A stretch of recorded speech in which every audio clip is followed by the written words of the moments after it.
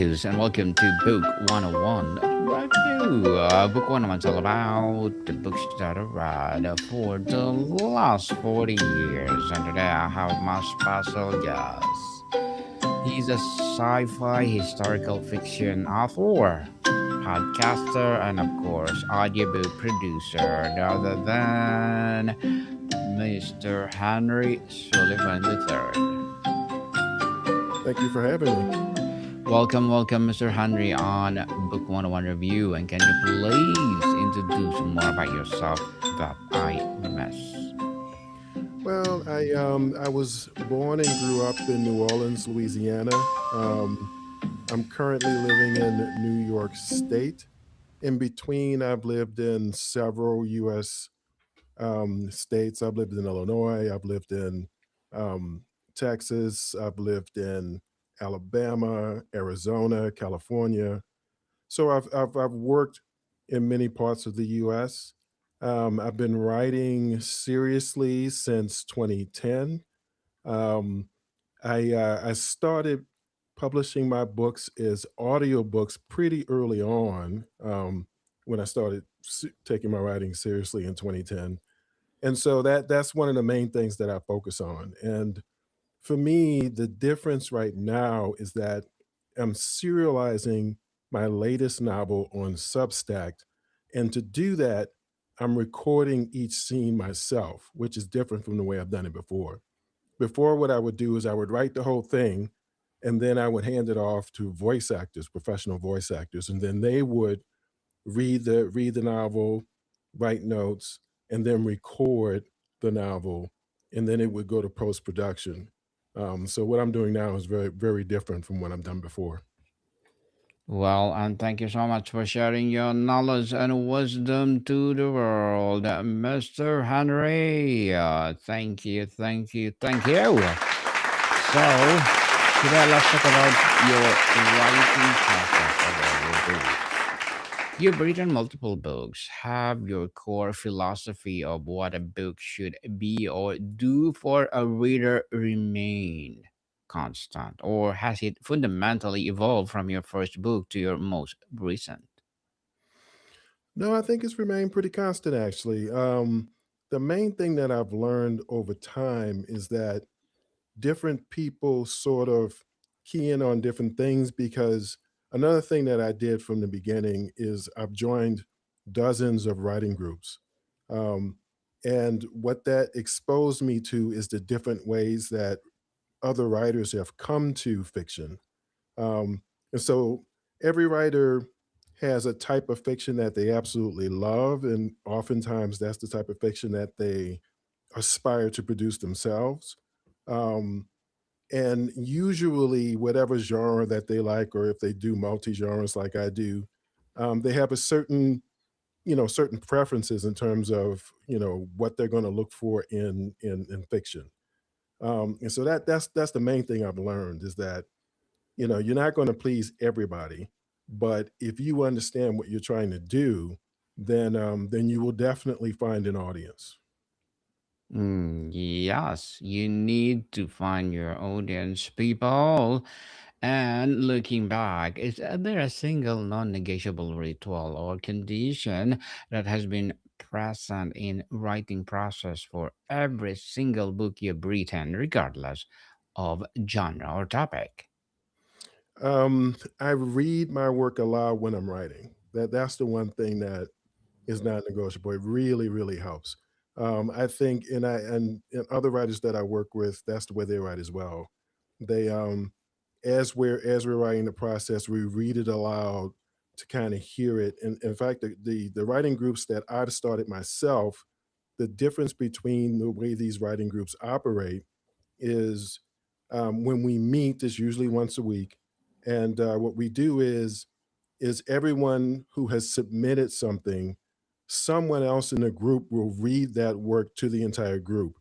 And when you hear someone else read your writing aloud to you, it almost tricks your brain into thinking that somebody else wrote it. It's the closest you'll get to that experience. And usually, what you find out is the thing that you thought was on the page is not actually on the page. So you hear what's actually there as opposed to what you intended. Um, and plus the other great thing, I mean, especially since now we do it virtually, we do it using I use WebEx, but you can do it using Zoom. When a person's reading a book and a scene is so funny that they laugh out loud, even though they've committed to reading it aloud for you, that tells you that that joke really worked. Or, I've actually had people react to different things in the scene, and so it's really helpful that process is really helpful as part of my workflow. Well, interesting workflow, Mr. Henry. So, how do you delineate your writing process from thinking or researching process? Where does the book truly begin? The first note, the first outline, or the first sentence of a chapter one? For me, it usually begins uh, with the theme. It usually begins with just the broad idea of exactly what I would like the person to, if they were describing the book to someone else. This is the first thing they'll say. So they'll say something to the point of, it was thought provoking, and that's because I kind of initially came up with an idea that had a lot of different elements to it, different societal issues, different political issues, some fascinating technology or something like that. And then the second thing that comes to that for me are the characters. And the characters usually come to me all completed. They're it's not, it's usually not the case that I change much about the character as I write the character. Usually I'll kind of envision a character, and all the different aspects of them are all there, almost like it's a person that I've actually met.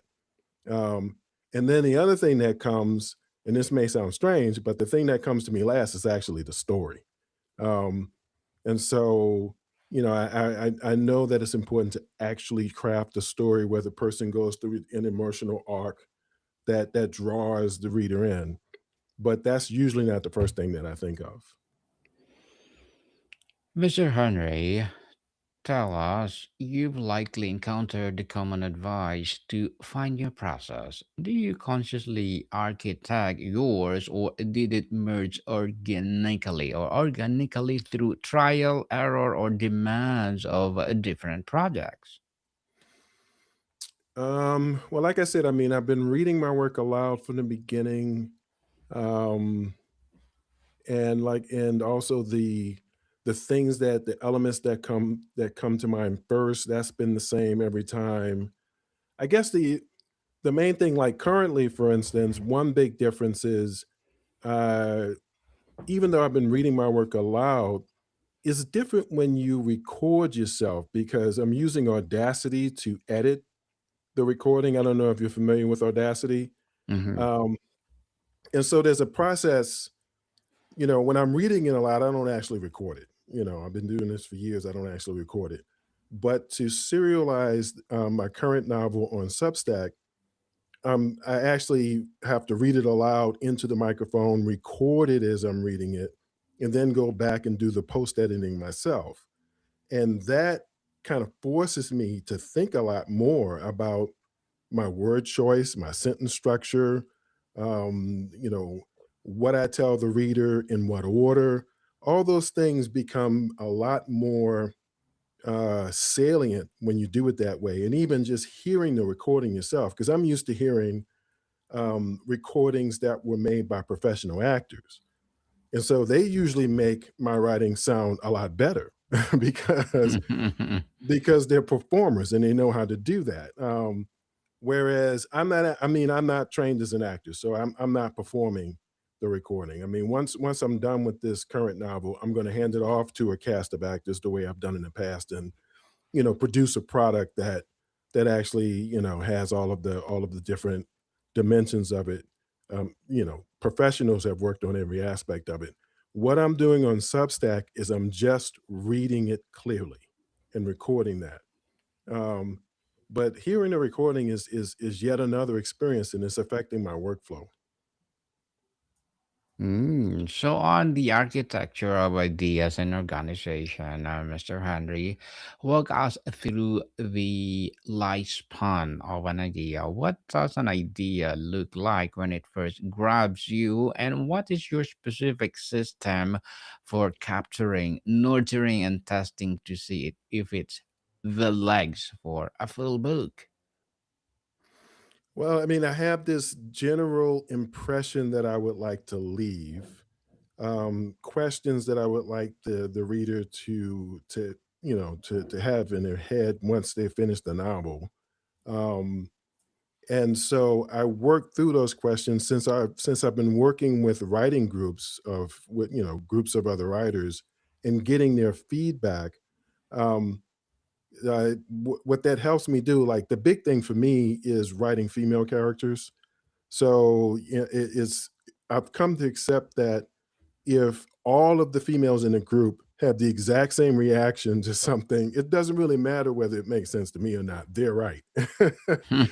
So and so that's definitely one thing. I've made changes where it's just like I really don't see why this is such a big deal, but every single female in the group said pretty much the exact same thing. So I'm like, okay, so that must be important. So I'll just sort of, you know, process their feedback and make the character more authentic to a female reader. Um, and so, I mean, it's an iterative process. It takes a while to actually get a draft to the final work. To the final work for sure. So, are you a meticulous outliner or intuitive discoverer? Has your approach to plotting structure become more less rigid over the course of your books, and why? That's a good question. Actually, I find it most helpful to force myself to write an outline after I've already started the book. And I want to emphasize I have to force myself to do it. So I don't want to make it seem as if I'm this organized writer. Um, but it's not as useful in the very beginning because you don't actually have a feel for the characters. You don't know how they're going to interact with each other. Um, and you don't have like as you're writing scenes, the scenes that come, like if you write the first 7 scenes, the next 10 or 20 scenes are going to have to basically deal with whatever you set up in those first 7 scenes. And so that's sort of as you're getting to scene 7 or 8, you've already narrowed down where you're going with the book. You've already made a bunch of choices. And that's a good place to actually sit down and create a formal outline so that you're intentionally thinking about those things. And you actually have something that you're committed to. That's the other thing. So you go back to the outline and say, oh, that's right. I intended to do this. You remind yourself of the commitments you've made. So that's my process. I don't really think for me it's not valuable to write an outline first. Hmm. Yes, definitely. And how do you organize the chaotic middle, the research, scenes, character notes, and the thematic threads? Do you use physical tools or digital ones? And has this system changed? Oh, okay. Well, I use Scrivener, and I find that Scrivener can do a lot actually when you I don't know if you've ever seen Scrivener, but I started using it because it's the best application that I've found for compiling your scenes into an ebook. I haven't found a better one. And it's not easy to do that with Word. It's very difficult. So, but Scrivener can, I mean, you can use it to write outlines. The really thing that's nice about Scrivener is in Word, you basically have one page and you can organize the page and you can create, footnotes and all that kind of stuff. But with Scrivener, you literally have individual text. And so sometimes I'll write a scene, I'll write a chapter where I'll have chapter one, but then I'll have another text below that text that's the opening scene. So it's just the first three or four paragraphs. And then when the tone of the scene starts to pick up, the pace of the scene starts to pick up, that'll be on the next text file in the system. And so then it'll be like, character meets the mother. And then I'll just have for that one text file, that'll be that entire part of the chapter. And then I can create another file where it's like character meets the father, or whatever. So that's one of the nice things about Scrivener. Um, I mean, I've tried outlining with Excel and other things like that, and I know people who use other more complicated uh, storyboarding applications, but I haven't really found any of those things to be much better than just Scrivener. Interesting, Mr. Henry. Yes, so as an author, what are your short-term and long-term goals, as well Well, as my podcast host? my short term, if you include podcast hosts as well, my short term goal is to build my audience. So that's definitely one thing I'm working on. Substack is remarkably good at that. I think because you're able to when you post on Substack, you can set it up to post on a bunch of other platforms all at the same time. So it's a good hub to start from.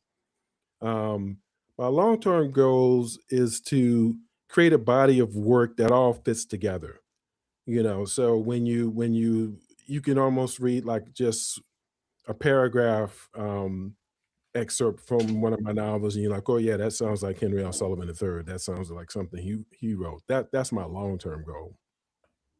Good luck to short-term and long-term goals. Good luck for your goals, Mr. Henry, and looking forward for more success. And what will be your piece of advice for those people out there who want to be like you? Don't give up. I know it's difficult because it's rare for someone to do writing full time. Most people need to have a full time job on the side. I mean, a full time job as well. A lot of people have kids and other responsibilities, so it's just good to try and come up with a routine that allows you to stick with it, keep doing it on a regular basis. You may not be able to write every day. Not everybody can, especially depending upon your responsibilities, your job, or whatever. But if you can come up with a routine where you're at least able to touch your work every other day, 3 times a week, or something like that, that can be really helpful because I know for most of the writers I know, writing is not really a choice; it's a need, and so you need to satisfy that need. And the more you do it, the better you get. Yes, definitely. And thank you for that advice, Mr. Henry. And can you please recommend a book of books that influence your journey? Oh, well, the first one that comes to mind is Munich by Robert Harris. Yeah, I really enjoyed that book as well as he also wrote a trilogy based on Cicero. To me, the best one was the third one, Dictator, was just awesome. That's when you actually see Caesar. He has a very amusing interpretation of Caesar. Um, but I mean, I also love a bunch of other writers like Octavia Butler. I mean, the novel that I don't know if it was her debut novel, Bad Seed, but I always tell people if you really want to force yourself to like pay a lot of attention to exposition, that story, the movement of that story was made through exposition, unlike a lot of other novels where the movement has to do with the emotional arc of the character and all that kind of stuff. She really does a good job of using exposition and Bad Seed. Um, I guess let's see, a third novel. Uh, I'm currently listening to Mary Stewart's the second novel in her Arthurian trilogy. The first one is the Crystal Cave, Hmm. but that whole trilogy is really good as well. Thank you for that recommended books, Mr. Henry. And what part of your process do you consider your secret weapon? The thing that, while maybe unglamorous, reliably moves the projects forward when nothing else will. Uh, wow. I don't know. I guess just listening. I mean, making sure that I'm in touch with some form of fiction. Like I said, I mean, I guess maybe I'm just a very sound oriented person. So even if I just listen to a couple of minutes of a really well done audiobook, it just keeps me going because it reminds me of what I'm aspiring toward. So that's I guess the example I would give. Yes, and thank you for that. Empowering answer, Mr. Henry. If you could go back and give your pre-first book self one piece of a process advice, what would it be? What took you the longest learn through experience? Oh, exposition is definitely the thing that takes the longest. At least it took me the longest. Contextualizing what's actually going on in the scene. Um, because it's I've met a lot of writers, especially guys who are into action, and they try to open a novel with an action scene. And the problem with that, I mean, it's not like it's impossible, but the problem is that you don't really know any of the characters, so you don't know who to care for, and you also don't know the context. But I guess for people who are really really into action, they're not really looking for a lot of context. They just basically want a Bruce Lee Bruce Lee movie. But context to me takes the longest, even though when you finally come up with that sentence that establishes the context, that wraps everything up, that wraps up a couple of paragraphs, what you've been building, it always feels like, why didn't I come up with that first? But it's just the hardest thing to think of that summary, especially an efficient way to sort of present it. So that's what I would say. Yes, and Mr. Henry, before we wrap up our discussion for today, I'm inviting you to please do listen to my other podcast, people. My other podcast, because my abstract essay is already in sixth season, abstract poetry in third season, and my book 101 review in sixth season as well, comedy 101 in third season, and food 101 in sixth season also. Geography 101, Love Letters, Movie 101, Review Music 101, our fifth season, Science 101, Sex 101 in third season, and my baby podcast, Mental Health 101, Law 101, Bible Verses 101, Entrepreneurship 101, and Motivation 101. Please listen to them wherever you listen your podcast. So, Mr. Henry, after all these books, do you believe writer's process is a fixed personal system, or is it something that must remain forever adaptable to unique demands of its new project?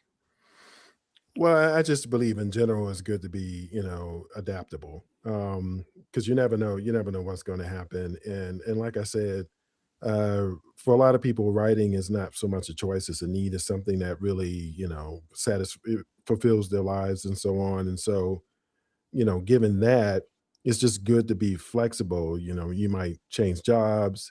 Like I said, I've traveled a lot for work, and I've had to adapt my routine to fit that as I go from state to state, situation to situation. So I definitely believe adaptable is the way to go. Adaptability, indeed. And thank you so much for sharing your knowledge and wisdom to the world, Mr. Henry. Thank you. So, can you please invite our listeners to support your books, your podcast, or whatever projects that you're doing right now? Well, like I said, I mean, I'm serializing my current novel, Emperor, is part of the series, The Council of Nobles. I'm doing that on Substack, but Substack pushes it out to YouTube, Spotify, Apple Podcasts, so you can find it on all those podcasts. Uh, the novel that had a professional cast, which was absolutely awesome. These are people who won awards for their voice acting. That's Coliseum. Coliseum is available pretty much anywhere where you listen to music and podcasts. So Spotify, Storytel, Libro FM, audiobooks.com, Hoopla. If you have a library card in your community, you can rent Coliseum from Hoopla and Libby. It used to be called Overdrive. Um, and also I have the other short fiction audiobooks that I have. That was the American Fathers. You see that up there, Emperor, Sheila and Jazeera, and included in that is also Escape from New Orleans. Mr. Henry, one more question. What has been the single biggest point of a failure or frustration in your process across all your books? And what systematic adjustment did you make it to address it? Marketing on Facebook. That's a really easy answer. Yeah, I mean, I've actually seen other posts from authors about this. Marketing your work is very, very difficult, and I think the reason is because uh, the way that readers, not so much for audiobooks, but definitely for printed books, hardcover and paperback, people go to certain places looking for certain types of fiction.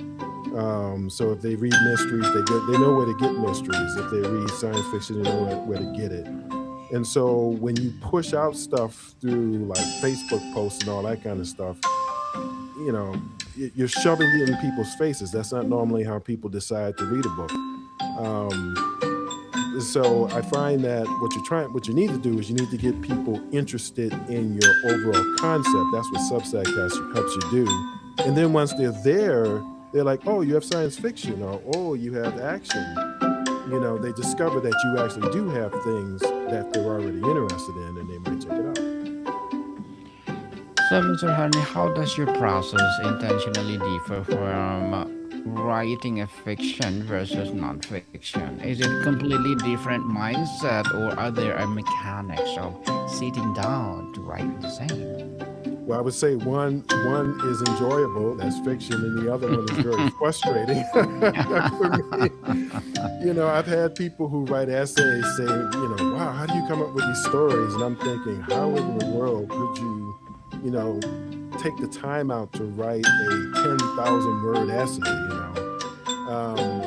So for me, writing essays, writing nonfiction, it's not like I can't do it. It's just I don't know what the motivation is, because like it's for me it's not an inspirational process for me.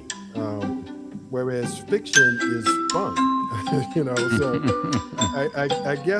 I guess for them the essays are at least intellectually satisfying, but I have a hard time understanding how do you choose one way of saying it from another way of saying it? Because basically you're just disseminating information. So, I can understand like maybe a poetry writer. It's like you really care about the order of the words. It really matters to you. There's an emotional connection there. But I just don't understand essays. I just don't understand nonfiction writers.